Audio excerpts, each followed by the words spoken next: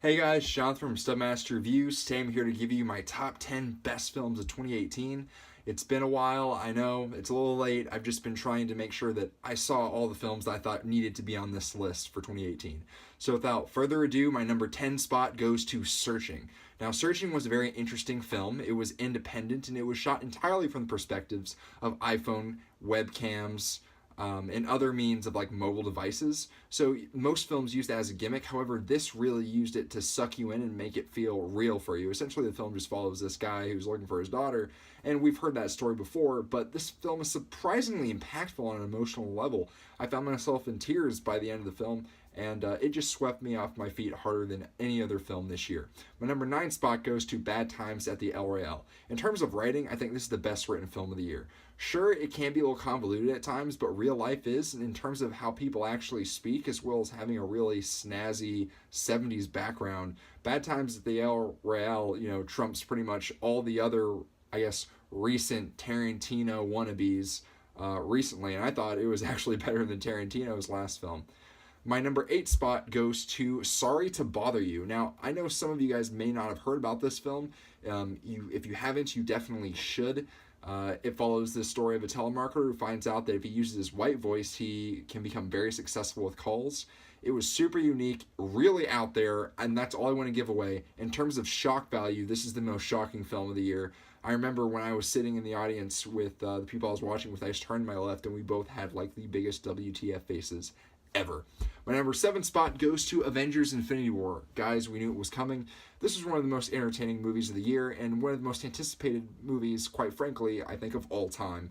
And it absolutely delivered. We got our big epic showdown with Thanos, Robert Downey Jr., Chris Evans, Scarlett Johansson, Mark Ruffalo.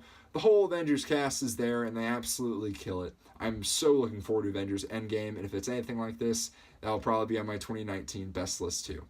My number 6 spot goes to Mission Impossible Fallout.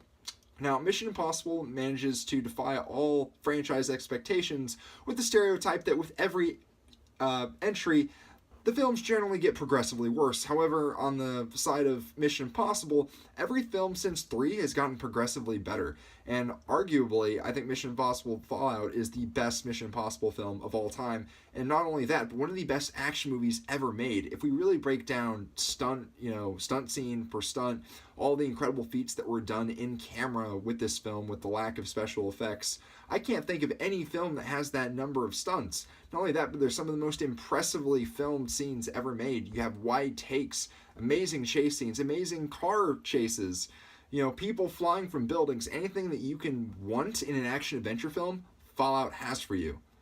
My number 5 spot goes to Vice. Now, I'm really glad that I held off on making this list because Vice was actually the last thing I saw. It's actually my last review as well. So Vice is a very interesting film about Dick Cheney, and I love Adam McKay, and especially what he's done with Moneyball and The Big Short. Those are 2 great films. I think Vice is right up there with them. It's very entertaining. It's satirical. It might not be 100% accurate. I mean, of course, I don't have the research in front of me, but it's damn entertaining and definitely deserves to be on number 5. My number 4 pick of the year is Blind Spotting. So you may not have heard about this, but essentially it's about a guy who just got off parole and he sees a cop shoot somebody, and then from there on out, he's wondering what to do when he only has like 10 days of parole left. Very interesting film.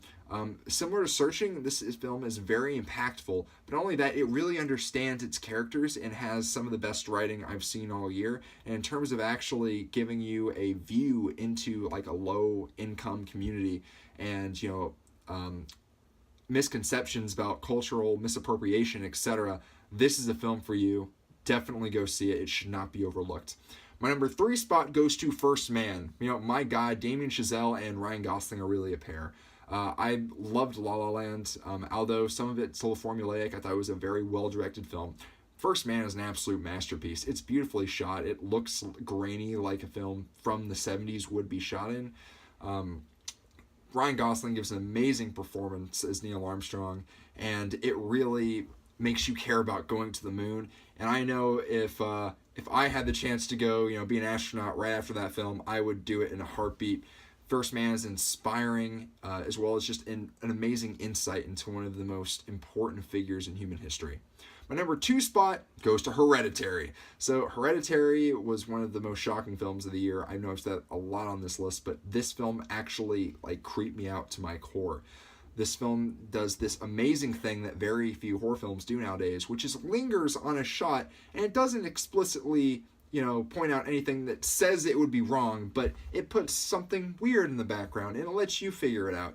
And it's even worse, and what's even creepier about this film is that nothing's ever fully explained. I mean, you get a good idea of what's happening, but the film as a whole is just so unsettling and uncomfortable. I had a hard time watching this in the theater with my mom, who was freaking out, and you'll know what I mean by the time you see it by the end, what clicking is and why it's the most terrifying sound on the face of the earth. And, drumroll please, my number 1 spot goes to A Star Is Born. My God, was this film good. Another thing about remakes, 99% of the time, they're really bad and nowhere near as good as the original. I'd say that A Star Is Born, completely defies the expectation because it's my number 1 film of the year. Bradley Cooper shows off his directorial skills in an amazing way. Lady Gaga absolutely murders it. Bradley Cooper himself gives a fine performance in the film.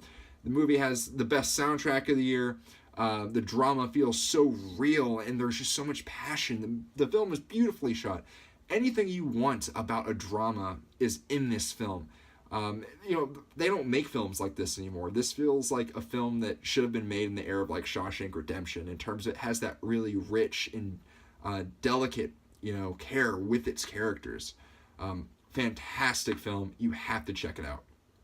So guys, how'd you like my top 10 list of the year, or my top 10 best films of the year video?